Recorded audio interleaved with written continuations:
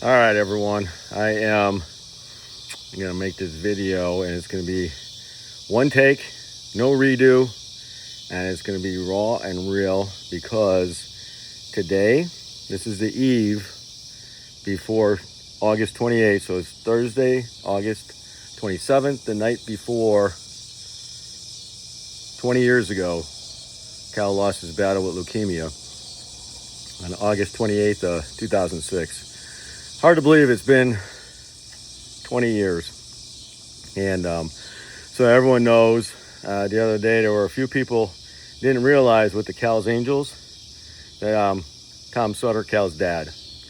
And, you know, when something like this happens, I know I would not be able to make this video tomorrow.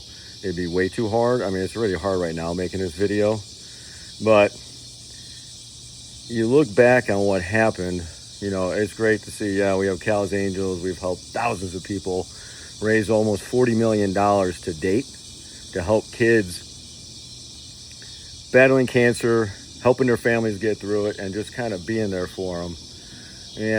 But you go back to, Cal was the oldest of 7, a blended family of 7 kids, and he's the oldest. So at age 12, I'll never forget, we were, he had strep throat 3 times in, I don't know, a matter of 2 months. He had strep throat. The 3rd time he got it, I mean, now granted, go and look back then in the Fox Valley area here, Elgin, South Elgin, Illinois, there were about a third of his kids, classmates out in grammar school. They were out at the same time because of strep throat. And it was going around. So the first time they put him on antibiotics, it went away. Then it came back, put him on antibiotics, it went away. And so the 3rd time the doctor goes, you know, let's just do a blood test because this is not right. Yeah, it's going around, but to have it 3 times, it's just something's not right. And I'll never forget that day. So his mom took him to the doctor, and I'm sitting there in the morning in the office, and first phone call of the day. Now Cal, big baseball player, huge baseball fan, and he played on the Angels, so that's where we got the name. So a lot of people don't understand that too. Obviously Cal, and then Angels. I mean, yes, you've got Angels, but this is the Angels because Cal played on the Angels, and so we came up with Cal's Angels, and that's where the name came from. And I just remember the All-Star coach called that morning, and he said, "Hey, congrats, Cal made it to the All-Star team again." And I was like, "Yes, that's awesome, man," right? Because Cal Thomas, that's his name, just Cal Thomas Sutter, and the Cal was after Cal Ripken. I grew up playing ball, and one of my heroes was Cal Ripken, and the Iron Man, as they call him, right? Now I'm like, you know, I think there's a name, or there's a thing with a name, and being a ball player and having a cool name. So Cal Thomas after me, Sutter. And so All-Star coach calls, "Hey, Cal made the All-Star team again." I'm like, "Gosh, that's awesome, man." Half hour later, his mom calls and says, you know how Cal has strep throat 3 times? I took him to the doctor. I got the blood test. She goes, "Well, they want to do a bone marrow biopsy because they think he might have some kind of blood cancer." And I go, "What?" I go, "Okay, so what kind of quack did you take him to? Because there's no way a kid makes the All-Star team and he's got cancer and he's had it for a couple months, right? I mean, that doesn't compute." And I just remember, so I'm like, "Okay, we'll meet." I'm like, "Well, we'll get it over with. We'll go down to the hospital and get this bone marrow biopsy." And I don't know if any of you ever seen a bone marrow biopsy, but oh, good Lord. It's like a 16 penny nail, and they shove it right into the bone, the hip bone, back down in here, the back of the hip bone. And you hear, it is not something you ever want to witness, especially seeing your kid go through it. They had him twilighted, and so he didn't really feel it, but oh, I felt it. And so the doctor leaves the room, he comes back, and he goes, "Hey, Cal." And this is where I knew, okay, this is not good. Because he goes, "Cal, can you hang out with Grandma?" Because Grandma was there, my wife was there, and "Can you hang out with Grandma and Stepmom? I got to talk to your mom and dad out in the hall." I go, uh-oh, this is not good. And I remember we go outside the room, and he's like, "We got to go down a couple rooms." 3 doors down, it seemed like it was a mile walk. And I'm looking at her, she's looking at me, and I'm going, this is not good. Not good. This is not good. I just know it. And we get in a room, and he goes, well, I've got good news and bad news. He goes, the bad news, we believe he has leukemia. And that's what we're going to send it out. He goes, the good news is leukemia and the blood cancers are easier to get through and a high rate of remission, 70-some% remission rate. And so we're like, okay, awful, God awful. We're like, okay, you have that hope, right? And that's one where you don't, with that, when you think about that, because back then they didn't know what we didn't know, the doctors didn't know, nobody knew what they didn't know, and it was that he had a high risk form of leukemia, the highest level, high risk. There was no hope, but we didn't know that. They didn't really know that. They lumped him in with all the blood cancers. I mean, over the years, they figured this out, and I'm going to get to what we've done to help other families get through this. But I'll never forget that battle. The pediatric cancer battle it's awful. It's awful. You're in the hospital with all these other kids, these other families. Kids have tubes coming out of their heads. They have, it's just, I'm in the insurance business, and I can do my job. Back then, it took a phone and a laptop, and you're done, right? Nowadays, it's just pretty much a phone. You get it done. But there's a lot of families don't have, like, they're in manufacturing, they're car sales, somewhere where they can't bring the job with them to the hospital. So people lose their homes, and they lose their cars. I mean, it's just a financial awful financial situation. So we're going through this. Cal fought it for 14 months, and he was inpatient hospital 11 and a half out of 14 months. And so his mom and I, every week we'd switch off. And we'd switch off and be there for a week, and then go home and then go back. And I mean, it's just, I don't know. There's things I wish I could get out of my head. I can't get them out of my head. I wish I could. And there's so many other families. This is what happens to them. And it's awful. It's just god awful. So we're going through this, and at the end, Cal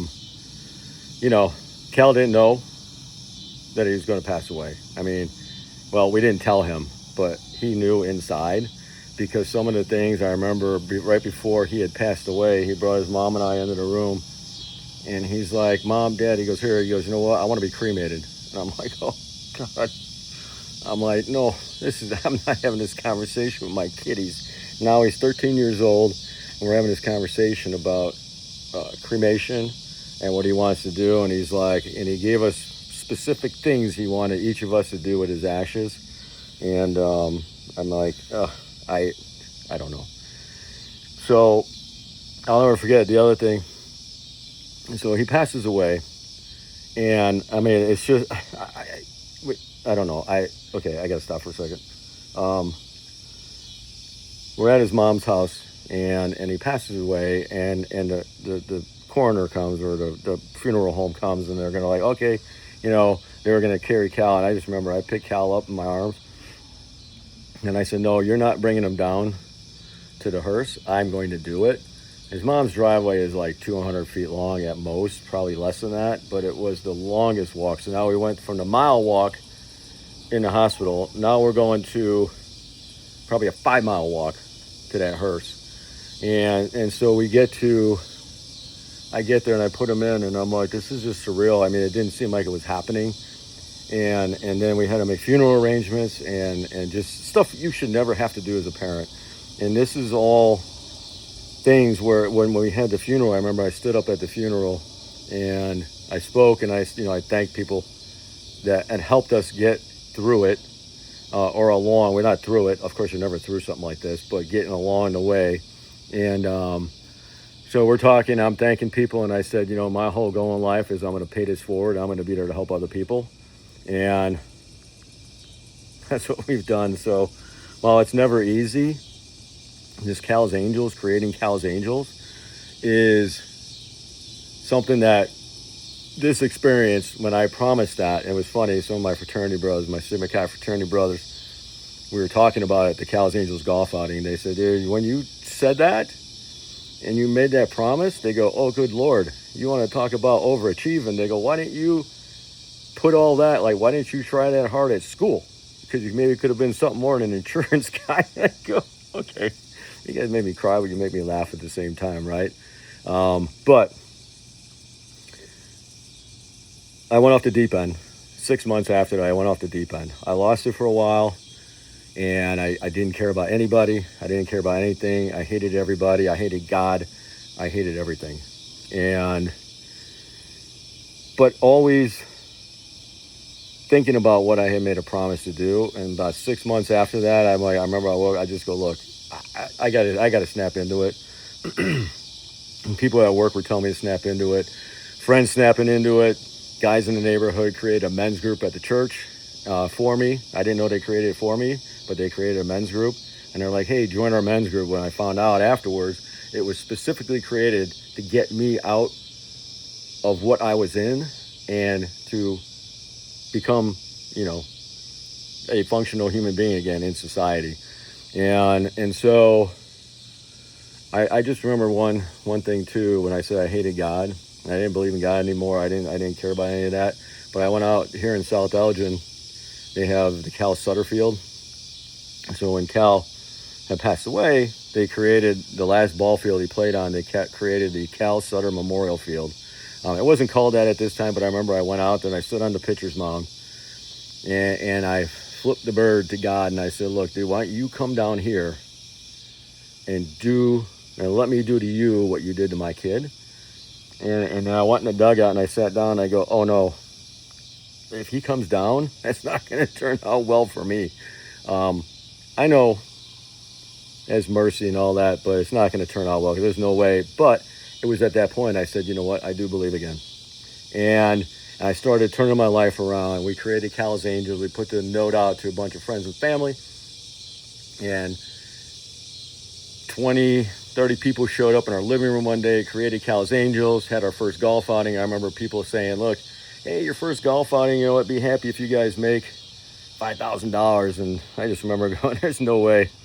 All of us are like, there's no way we're doing all this for $5,000.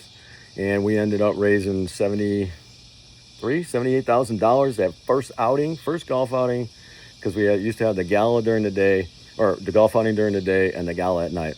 And so we knew we were onto something at that point. Started doing wishes for kids with cancer, financial assistance for the families to get them help pay the bills, the car bills, the mortgage payments, helping families stay together and just being there for them to get through this because we experienced it. And then throughout the years, we started raising more and more money and more people getting involved. And, a lot of people ask, they're like, how, because you have a job. I mean, I'm an insurance guy. I tell everyone I have the two jobs. Job number one, paying the bills, and job number two is paying the heart, because I've never taken anything from Cal's Angels as a paycheck. I've never done that, and I never will, because to me it's Cal. But to be as big as we are, because people say, well, you have staff that's paid. And I go, you have to pay people, and the team we have at Cal's, well worth the money, well worth anything that we pay any of these team members. And I say lady because it's all ladies that work there, right? But a lot of them they have the passion we have. Some have been in the industry, in social work. You guys have probably all met Anna Culver, who runs our events. I coached her son. He was on the team with Cal's brother, Ryan. That's how we got to know her. So, all these people, you have Megan, you have Stacy, you have everybody that does this, and you just can't rely on volunteers. We figured that out in the long run. You just can't rely on volunteers when you put this much time into something and you're helping 1,000 families a year. And we created it, and Cal's has evolved. Cal's Angels has evolved into we call it going to war against pediatric cancer. The W, granting wishes, and within that is the financial assistance for the families. The A is creating awareness for pediatric cancer, because a lot of people don't understand that only 4% of federal funding for cancer research goes to pediatrics, the other 96 to adults. Now, I'm not saying adults don't deserve anything, but to me, that's a little backwards, that you give that much to adults, but yet our future gets 4%. So that's what we're trying to make a difference. And then the R is research, clinical trial research. We don't fund research blindly and throwing it. A lot of people say there's the black hole of research if you don't know where it's going. No, we do research, clinical trials. We fund clinical trials, and everyone we get involved with, they have to show us the progress, show us what they're doing, and show us exactly where the money's being spent. We have a committee that reviews all this and stays on top of it so that we know that any dollars raised, none of it is getting wasted. And so throughout all of this, we funded a robot, we call it a robot, down at Lurie Children's. That was $750,000.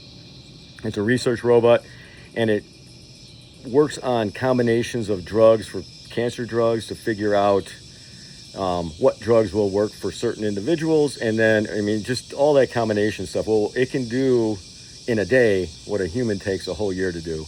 And so that has come up with a few good things. We also have, there's Cal's Law in Illinois. So a lot of people don't realize that, you can do DNA sequencing, genomes and all that, and figure out what chemotherapy drugs will work best for each individual. Well, the insurance companies were not funding it for pediatrics, only for adults.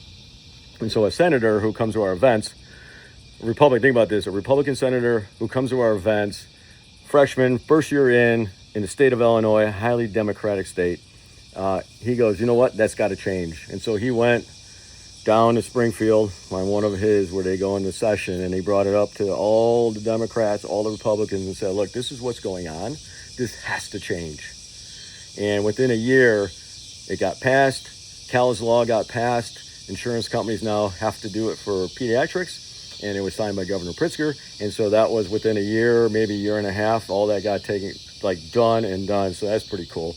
And then our crowning achievement is at Lurie Children's, because I was telling you, Cal had the highest risk form of leukemia, one of the highest risk forms of leukemia. So we have the Advanced Leukemia Research and Clinical Center at Lurie Children's Hospital, downtown Chicago, where, so over the years, they started figuring out that this type of leukemia is very aggressive, very hard to fight.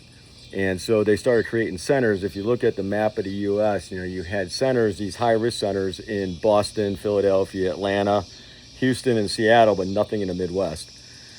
And so families who lived in the Midwest and their child had cancer, they would have to uproot and move to one of these other states, either uproot and move or have maintained two homes to have their child treated. Well, Lurie Children's came to us by a year and a half ago, and they said, look, we're going to create one here in the state of Illinois at Lurie Children's Hospital, and we want it to be called the Cal's Angels Advanced Leukemia Center.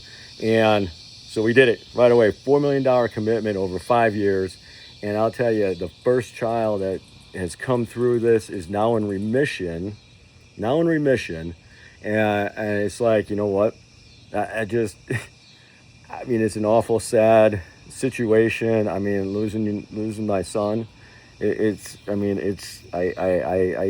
times I want to put my head through a wall. I want to just scream. I just want to give up, but I don't. And I look at all these families and all these kids we help, and because of all of you that help us do this, I appreciate it so much that we can't do it without all of you. I did the bike ride.